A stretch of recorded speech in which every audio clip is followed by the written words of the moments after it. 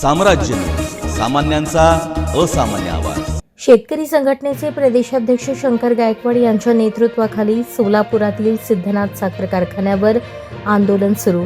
सिद्धनाथ साखर कारखान्याच्या गव्हाणीत उड्या मारत कारखाना बंद पाडला। या कारखान्याबरोबरच इतरही राज्यातील अशा शेतकऱ्यांना लुटणाऱ्या साखर कारखान्यावर आंदोलन करणार असल्याचा शंकर गायकवाड यांनी आमच्या प्रतिनिधीशी बोलताना इशारा दिला।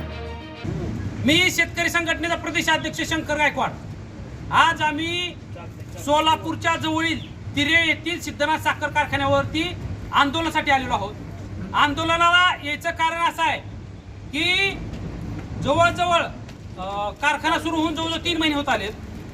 म्हणजे ऑक्टोबर का नोव्हेंबर चालू झाला। तर कारखाना सुरुवातीच्या काळामध्ये अनेक शेतकऱ्यांनी या कारखान्याला ऊस घातला होता, परंतु इतके दिवस होऊन सुद्धा कायद्याची पायमल्ली करून कायद्यामध्ये ऊसाचं बिल 15 दिवसात दिलेलं नाही।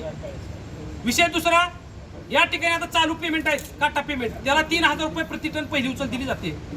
म्हणून आज या ठिकाणी आम्ही शेतकऱ्यांचं राहिलेलं बिल घेण्यासाठी आलेलो आहोत।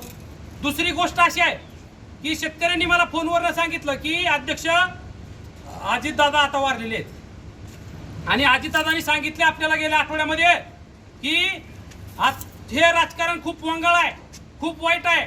जाता जाता एक अजितदादांनी चांगला संदेश दिला आहे की तुम्ही तुमच्या प्रपंचासाठी तुम्ही शेतकरी म्हणून एक होऊन लढा, असा संदेश अजितदादा जाता जाता आपल्याला देऊन गेलेत। म्हणून आता शेतकरी राजकारण सोडून दिले शेतकऱ्यांनी आणि आता शेतकरी संघटनेमध्ये एक झालेले आहे। आणि आज आम्ही एक वेगळ्या प्रकारची अनोखी श्रद्धांजली या ठिकाणी अजितदादाला वाहिलेली आहे आणि ही श्रद्धांजली वाहून अजितदादांना हे आंदोलन करून हीच आमची श्रद्धांजली अजितदादासाठी असेल।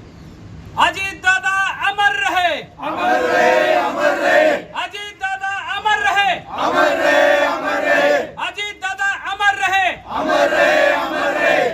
शेतकरी संघटनेचा विजय असो, शेतकरी युवा आघाडीचा विजय असो। कोण म्हणता देत नाही, घेतल्याशिवाय राहत नाही। उचला पहिली उचला आजच्या 3000 रुपये मिळालेच पाहिजे। कोणता म्हणतोय देत नाही, घेतल्याशिवाय राहत नाही। ऊस आमच्या घामाचा नाही कुणाच्या बापाचा, ऊस आमच्या घामाचा नाही कुणाच्या बापाचा। कोण म्हणता देत नाही, घेतल्याशिवाय राहत नाही। कोण म्हणता देत नाही, घेतल्याशिवाय राहत नाही।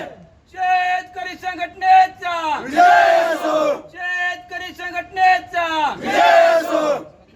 आज आम्ही हे आंदोलन करून अजितदादाला या ठिकाणी आम्ही श्रद्धांजली वाहिलेली आहे आणि शेतकऱ्यांनी सुद्धा आता राजकारण सोडून दिलेलं आहे आणि शेतकरी आता चळवळीमध्ये स्वतःच्या हक्कासाठी भांडण्यासाठी लढण्यासाठी तयार झालेला आहे, सज्ज झालेला आहे।